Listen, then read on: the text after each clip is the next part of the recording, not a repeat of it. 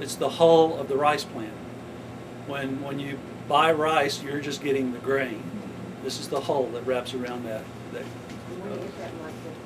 There's a place called Looney's Litter in Gonzales, Texas. It's the closest place. He's on Highway 183 going to Gonzales. And he has composted rice hulls. So you don't have to worry about, composting them yourself. If you get green rice hulls, like that's this year's rice hull, occasionally some rice comes with it. And I mix this into my potting mix for my trees, and I know if I'm overwatering because rice sprouts up. So if I'm watering just perfectly, the rice will never come up, and it keeps on growing. Any other questions? Yes, ma'am. What's a good organic fertilizer? A good organic fertilizer. That's what I was hoping we would get a lecture on tonight. A good organic fertilizer is one that's made from all living plants. Yes.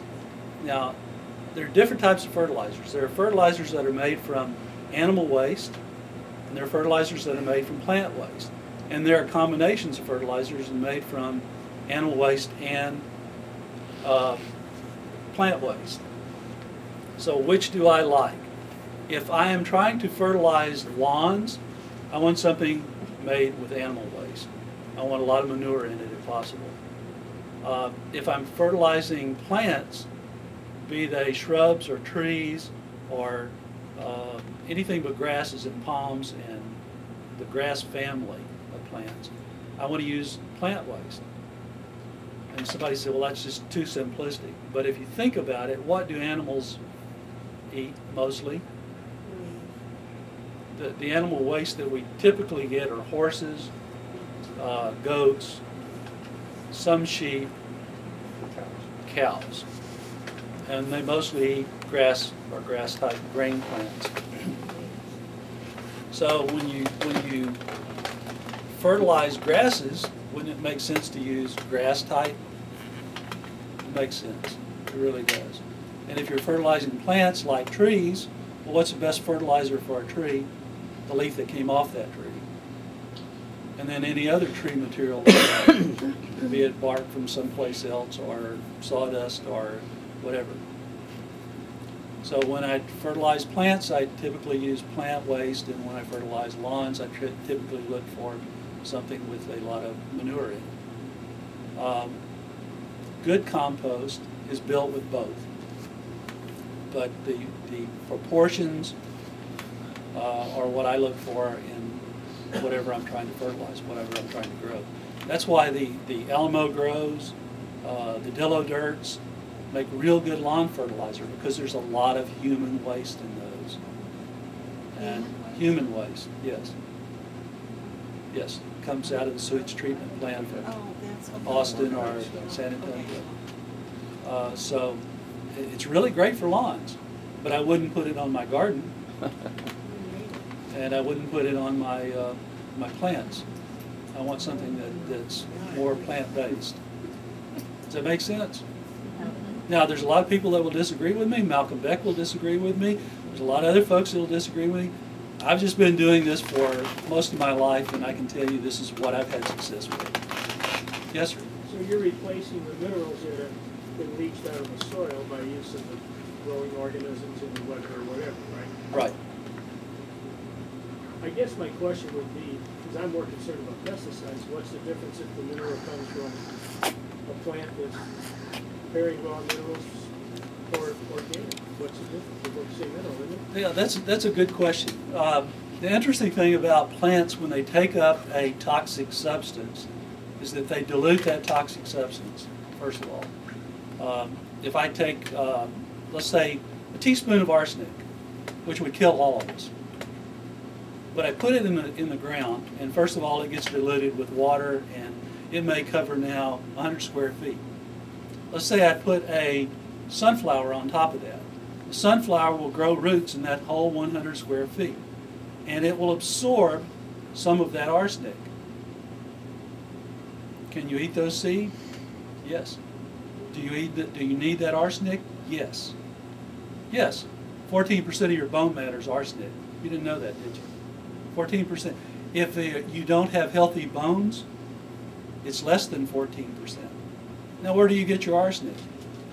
Well, it better come from the plants that you eat, because you can't put the mineral straight in your mouth. Yes, sir?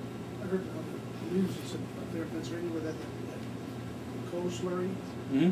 that high levels of arsenic. Mhm. Showing up in the wells, where did that come from? I mean, was it in the coal? It's in the ground, yes.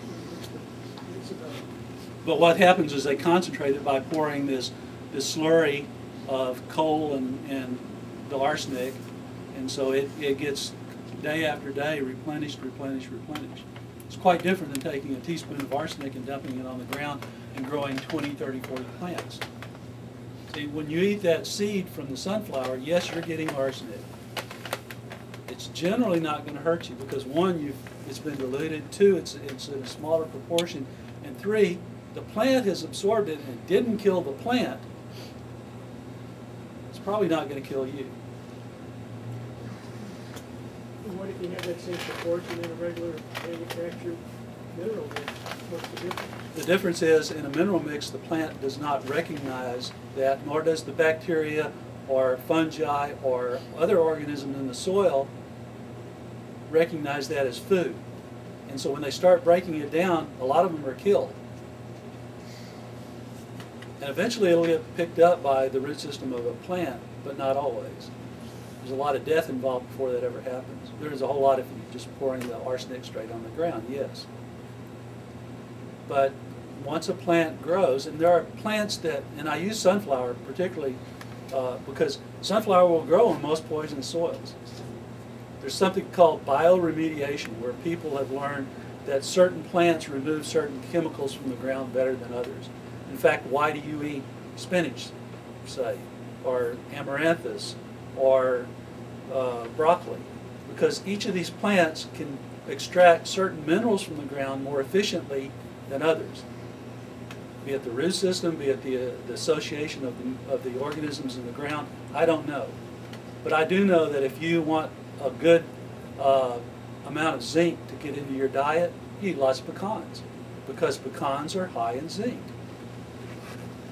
Can I take the mineral zinc and spread it on the soil, zinc sulfate? Yes, I can. Does it benefit the soil? Not as much as if I put organic matter on the soil that has lots of zinc in it. But yes, I can still put that on the soil. Will it kill a bunch of organisms? Yes, it will. When I put any raw mineral on the soil, it's going to kill organisms, beneficial. It may kill some non-beneficials too, but it's death almost every time. When we put organic matter, plants that have already absorbed these minerals, back on the soil, then I don't have to worry about that. Or if I'm putting sea salt, again, you can put sea salt. This is perfectly natural. It's been used for centuries. Over 2,000 years it's been used as a fertilizer. And we've just forgotten about using it, why it was used in the first place as a fertilizer. But it's very biblical. I mean, you can read the Bible. It talks about fertilizing with sea salt. So, Are there places that sell it in bulk form so you get it at a lesser cost per pound? I've been working on that. We typically buy it 50-pound bags, yes. And that's a lot of sea salt, but we eat it. We get rid of all the other salt. We eat it, on our food. I use it for cattle. I use it for other things. I use it to fertilize. Kills bad organisms in the soil. Somebody asked me about cotton root rot. Texas A&M hasn't figured out how to get rid of cotton root rot. They've got a laundry list of chemicals. None of them work. Guess what works? Sea salt. Sea salt kills cotton root rot. Yes, sir. Sea salt and seaweed, is that the same thing? No. Okay. No.